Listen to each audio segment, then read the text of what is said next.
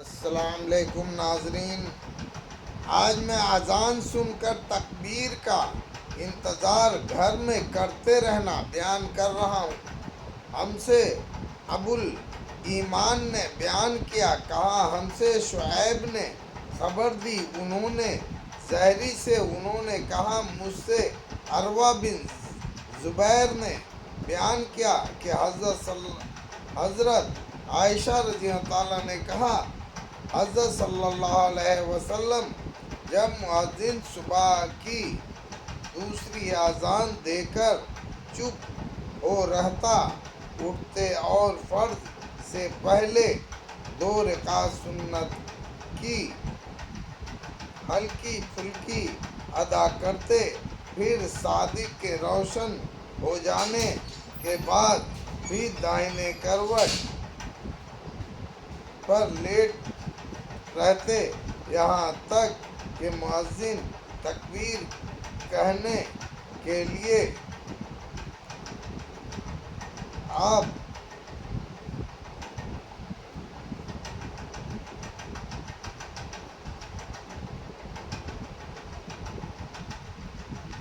کے پاس آتا کے بعد پھر دائیں کروٹ پر لیٹے رہتے، یہاں تک کہ مؤذن تکبیر کہنے کے لیے آپ کے پاس آتا۔ ہر اذان اور تکبیر کے بیچ میں جو کوئی چاہے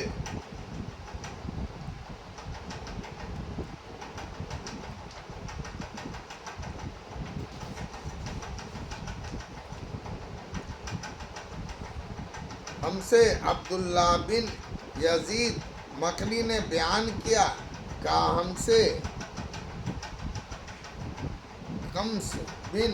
حسن نے، انہوں نے عبداللہ بن بریدہ سے، انہوں نے عبداللہ بن مغفل سے کہ حضرت صلی اللہ علیہ وسلم نے فرمایا، ہر اذان اور تکبیر کے بیچ میں نماز ہے، ہر اذان اور تکبیر کے بیچ میں نماز ہے۔ تیسری بار بھی یہی فرمایا، اتنا زیادہ کیا جو چاہے سفر میں ایک ہی شخص اذان دے، جیسے حضر میں ہم سے معلی بن اسد بصری نے بیان کیا، کہا ہم سے وہیب بن خالد نے، انہوں نے ایوب سے، انہوں نے ابو قلابہ سے، انہوں نے مالک بن حویرث رضی اللہ تعالی صحابی سے، انہوں نے کہا میں نے اپنی قوم بنی لیث کے چند آدمیوں کے ساتھ حضرت صلی اللہ علیہ وسلم کے پاس آیا، 20 راتیں آپ کے پاس رہا، آپ بہت رحم دل اور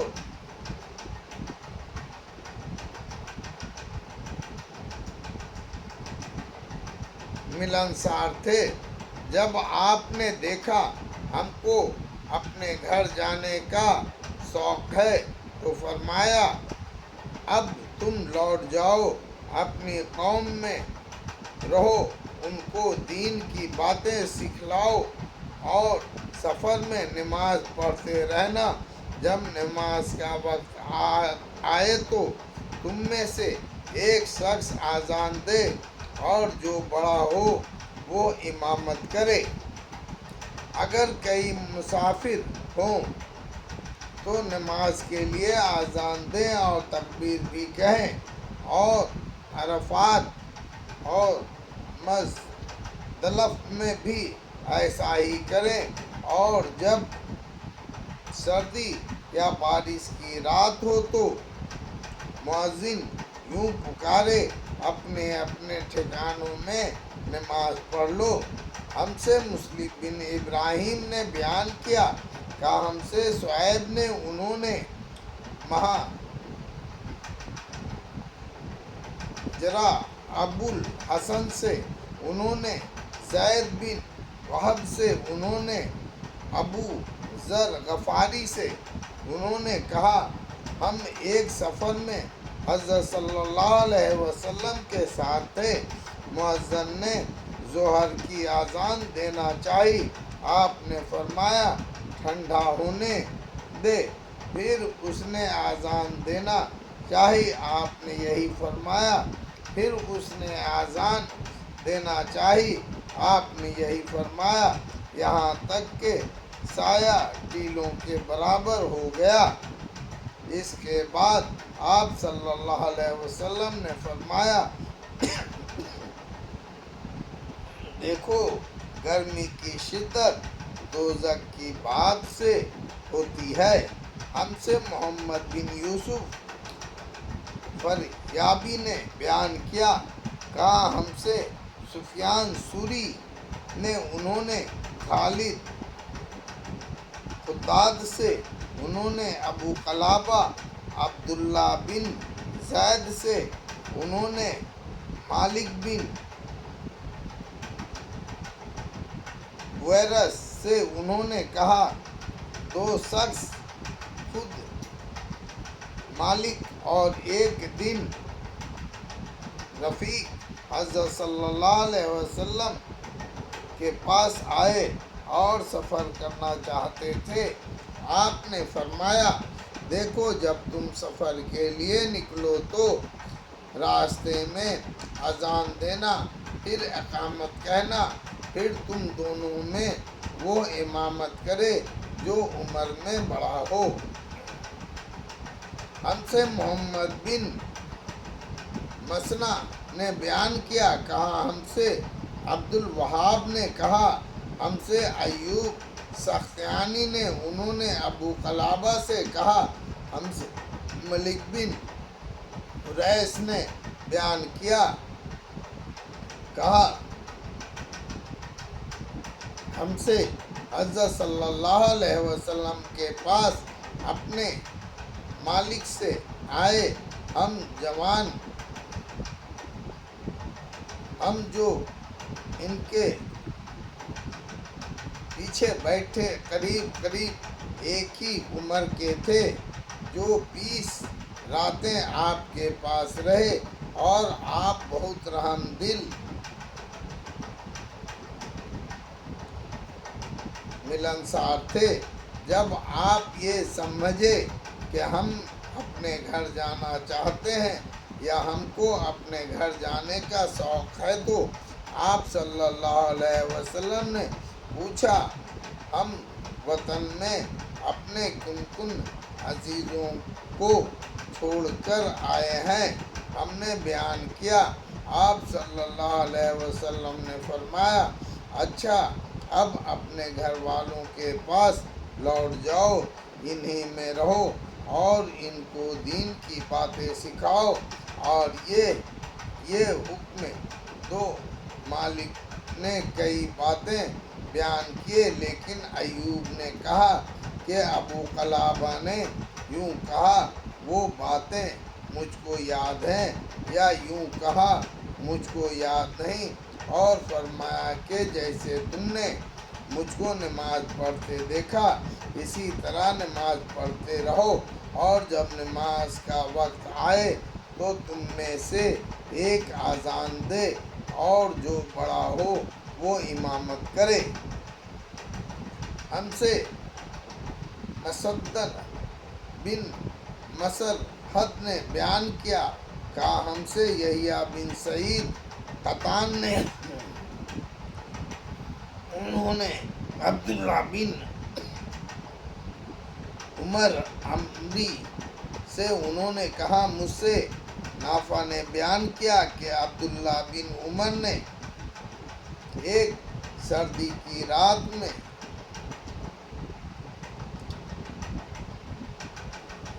زجنان میں اذان دی، پھر کہا کہ اپنے اپنے ٹھکانوں میں نماز پڑھ لو، اور ہم سے بیان کیا کہ حضرت صلی اللہ علیہ وسلم مؤذن کو حکم دیتے وہ اذان دے، اور آخر میں یوں پکار دے، لوگوں اپنے اپنے ٹھکانوں میں نماز پڑھ لو۔ سردی یا بارش کی رات میں سفر میں ایسا کر دے ہم سے اسحاق بن منصور نے بیان کیا، کہا ہم کو جعفر بن عون نے خبر دی، کہا ہم سے ابو المیس نے بیان کیا، انہوں نے عون بن ابی حجیفہ سے، انہوں نے اپنے باپ ابو حجیفہ وہب بن عبداللہ سوائی صحابی رضی اللہ تعالیٰ سے، انہوں نے کہا میں نے حضرت صلی اللہ علیہ وسلم کو البتہ میں دیکھا، بلال آپ کے پاس آئے اور نماز کی خبر دی، بعد اس کے بلال گھاسی لے کر نکلے اس کو آپ کے سامنے جہاں آپ نماز پڑھانا چاہتے تھے، البتہ میں گاڑ دیا اور نماز کی تکبیر کہی۔